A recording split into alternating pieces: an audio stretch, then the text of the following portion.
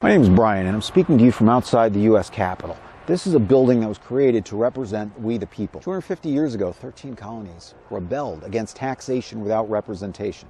We told one of the greatest economic powers on the planet that you do not just get to extract wealth from us. We refuse to put up with your exploitation. Today, it's not governments, it's corporations that are exploiting us, that are extracting our wealth. Corporations are reporting record profits. Since the pandemic, profits have doubled. It's an extra $15,000 for the average household. That is a tax. It's a tax on our groceries. It's a tax on our health care. It's a tax on our medicine. It's a tax on our rent. With every swipe of a credit card, it's a little more money out of our pocket and into theirs. Corporations basically have a blank check to do this when they don't have competition. The Patriots, 250 years ago, who threw tea in Boston Harbor, they knew that. Parliament had just given the East India Company a monopoly.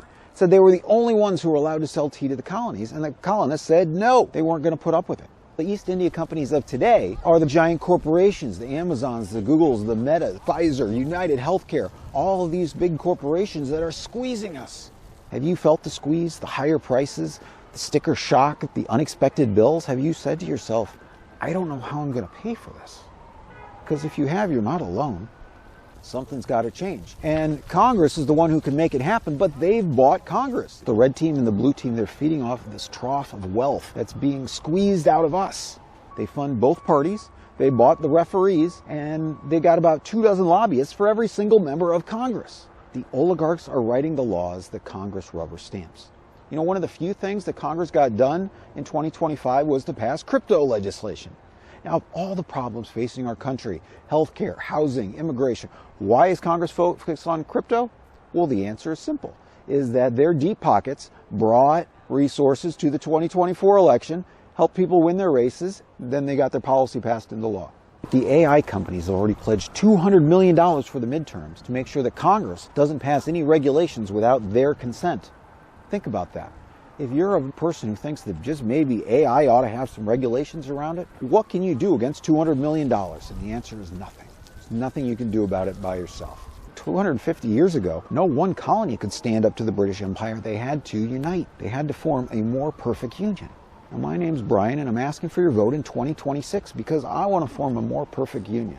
I am not a candidate for public office. My campaign is about changing public policy. I'm asking for your votes, not to vote for me, but to vote with me, so that we can take our country back. Here's how that works. Remember the crypto bros, how they brought the resources to the table to help win elections and then they got their policy passed? I'm flipping that model around. I spent most of my 30s serving in the state legislature. I've seen the sausage made from the inside. I'm going to write down all the policy changes that we want to see. There's so many issues that need to be addressed, like the national debt, like reforming our healthcare system, our immigration system, reining in those big corporations, pulling apart those giant monopolies that are crushing competition in our country. In 2026, I will write good, clean legislation, putting them together into one package, the Populist Act. Instead of trusting Congress after the election, I will demand Congress pass it before the election in exchange for my endorsement with the Populist Fusion slate. In October 2026, I will publish a list of endorsements across all 470 congressional races for both the red team and the blue team alike, the Populist Fusion slate. This is not a partisan campaign. By bringing together populists on the left and the right, fusing them together into one decisive political force, we the people can demand Congress deliver transformational change in 2026. If they deliver,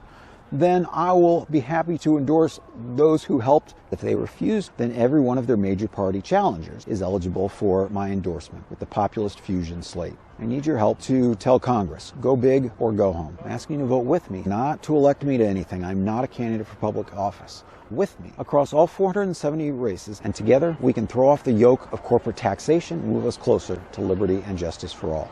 Again, not by hating the red team, not by hating the blue team, but by recognizing that we all love the United States. This is the Coalition Atlanta building. You can learn more about my campaign on my website, votewithbrian.com. You can follow me on social media at Populist Guru. If 3.5% of voters nationwide support my campaign, with that leverage, we will be able to collectively bargain for a better social contract, one that improves the quality of life for every single American.